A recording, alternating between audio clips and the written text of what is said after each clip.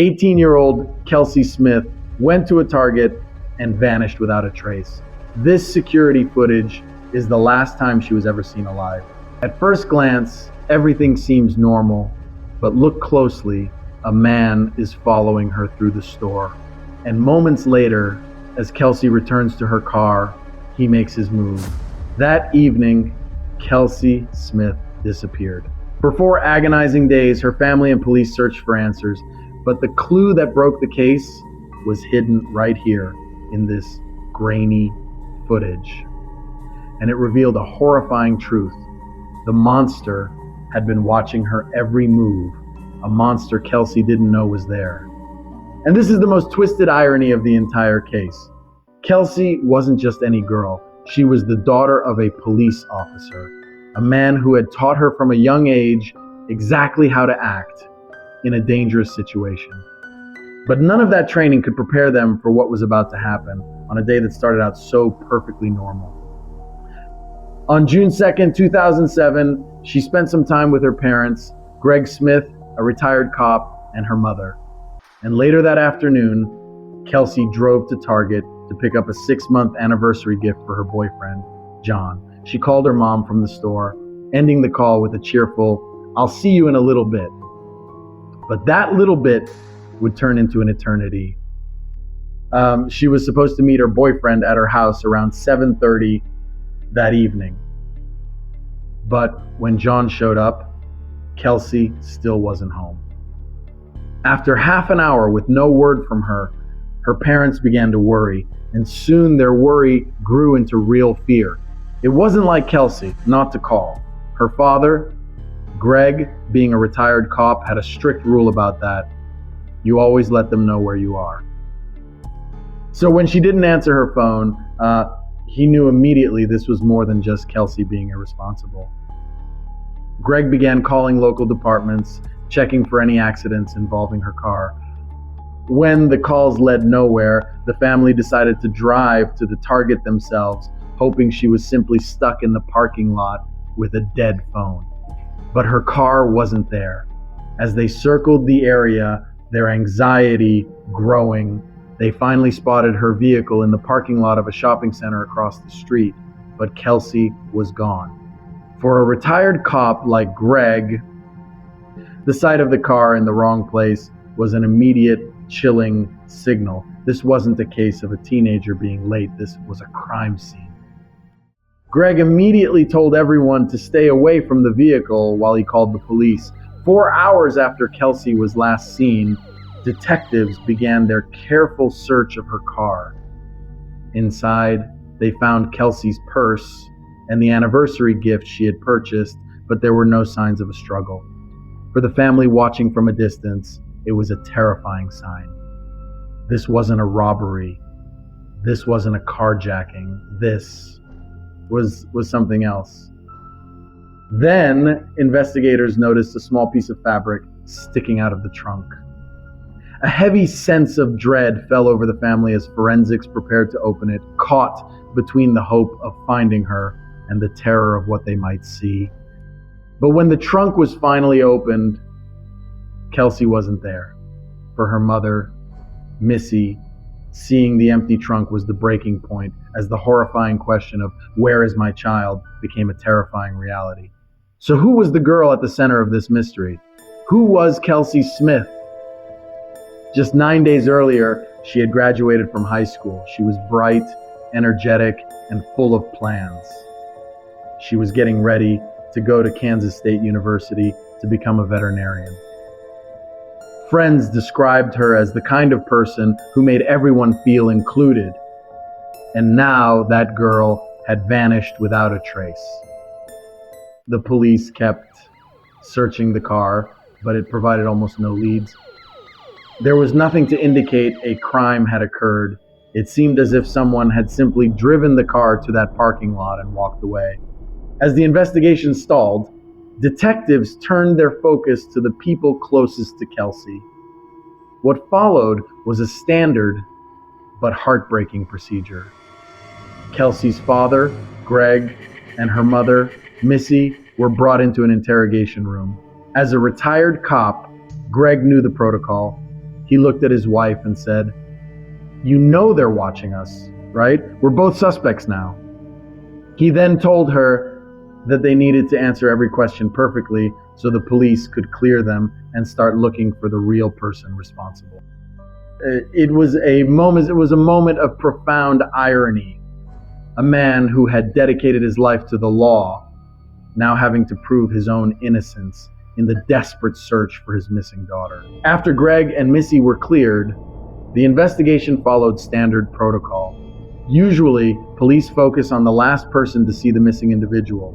In Kelsey's case, she had spent most of her final days with her boyfriend, John, and that made him the primary person of interest. Detectives immediately put pressure on him, asking the same questions over and over, just phrased in different ways, carefully watching his every reaction. But despite their efforts, John remained calm and consistent. His story never changed, and it quickly became clear to investigators that he was telling the truth. He had no idea where Kelsey was. With John cleared, the police were back to square one. 8 hours had now passed since Kelsey's disappearance, and they still had no real leads. Frustrated and desperate, her family decided they couldn't just sit and wait. In cases like this, everyone knows the statistics are brutal. The first 48 hours are the most crucial. After that, the chances of finding a missing person alive drop dramatically with every passing minute. So Greg, Missy, and John mobilized an army of volunteers, hundreds of people, splitting into desperate groups to search the neighborhood. Armed with stacks of flyers, they went door to door, their voices heavy with the same question. "Have you seen Kelsey?" All united by a single desperate hope. Meanwhile, the official investigation was hitting a wall. Detectives finally got their hands on the target's security footage. They watched for hours, and then they saw it. At a time when Kelsey was already missing, her car was seen parking across the street. A male figure got out and calmly walked away. But any hope for a breakthrough was crushed. The image quality was simply too poor to make an identification. For the investigators, it was a bitter disappointment and another dead end. But for Kelsey's family, a sudden phone call brought a surge of hope. A security camera at a nearby restaurant had captured footage of a girl matching Kelsey's description. They raced to the scene, their hearts pounding with anticipation. On the screen, they saw her, a girl with the same hair, the same build, sitting with her back to the camera. Could this be it? Could she be safe? In that moment, they clung to that image, a fragile, desperate prayer that their nightmare was over. Then, the girl on the screen turned her head, and their hope shattered. It wasn't her. With time running out, police focused on their last real hope, the dozens of surveillance cameras inside the target. They began reviewing the footage, hoping to find just a single shot to confirm Kelsey had been there. Instead, they found everything. The footage tracked her entire 10-minute trip. She casually browsed the aisles, paid for her gift, and returned to her car. Every moment was captured, and every moment seemed perfectly normal. And for the investigators, that was the problem. The tension in the room was palpable. Every passing minute felt critical, but the video, their last best hope, had given them absolutely nothing. They were still completely in the dark. The following day, 24 hours after Kelsey went missing, the investigation zeroed in on the footage. At police headquarters, a team of specialists and 10 officers pored over the recordings, watching them again and again. And finally, one of the investigators saw it. A detail everyone had initially overlooked. Already in the parking lot, as Kelsey gets into her car, something happens. Just before she settles in and shuts the door, there's a rapid, barely noticeable movement on the screen. The camera angle doesn't show the full picture, but it's clear someone darts behind the vehicle from the left. There's a pause for 12 to 15 seconds. Then, the car backs out and drives away. In the viewing room, a stunned silence fell over the investigators. The horrifying truth was undeniable. This wasn't a missing person case. She had been taken, Detectives now faced the devastating task of telling Kelsey's family what they had found. Their daughter had been taken by force. For her parents, the news was crushing, reigniting that terrible feeling of powerlessness, knowing there was nothing they could do to help her. Although the footage of what happened was a massive breakthrough, the attacker's identity was still a mystery. But investigators were sure of one thing. He must have been following her inside the store. So they went back to the tapes, reviewing them one more time. And then it became clear. Each time Kelsey entered a camera's view, a young man in a light t-shirt and dark shorts appeared as well. He kept a careful eye on her, following her all the way to the checkout. As soon as she reaches the register, he moves deliberately toward the exit, clearly aiming to get outside first and wait for her. Investigators needed a clear shot of his face, and they finally got one. A downward-facing camera at the store's exit captured him in sharp detail. Along with this photo, police now had footage from the parking lot that clearly showed Kelsey being forced into her own car. Roughly 25 hours after Kelsey vanished, police released the photo to the media, asking the public for help. The response was immediate and overwhelming. The department received nearly 2,000 tips, but this flood of information, instead of helping, brought the investigation to a standstill. Sorting through all the possible leads would take weeks, and it was time they simply didn't have. Stuck with thousands of dead-end tips, investigators turned their attention back to the surveillance footage. They knew what had happened. Now they needed to find out how he planned to get away. They focused on a clip from across the street which showed Kelsey's car being abandoned in a Macy's parking lot with someone calmly walking away. This gave detectives a new theory. What if the suspect had left her car there, intending to walk back to the Target lot to retrieve his own? Working on that hunch, they scoured the Target footage for anything that happened after 9:17 p.m. Just 5 minutes later, they spotted it, a dark-colored pickup truck pulling out of the parking lot. They rewound the tapes to when Kelsey first arrived, and just 1 minute after her, a dark blue pickup pulls in. The driver's face was blurry, but the details were enough to confirm it. A white male with short hair wearing a white t-shirt. It was him. Now, police had a photo of their suspect, and while grainy, a photo of his truck. They were no longer searching for a ghost, they were looking for a specific man driving a specific vehicle. They released both images to the public, and the result came faster than anyone could have hoped. A coworker of a young man named Edwin Hall was at work, watching the news on TV during his lunch break. He saw the surveillance photo, then looked out the window and saw Hall's truck parked right outside.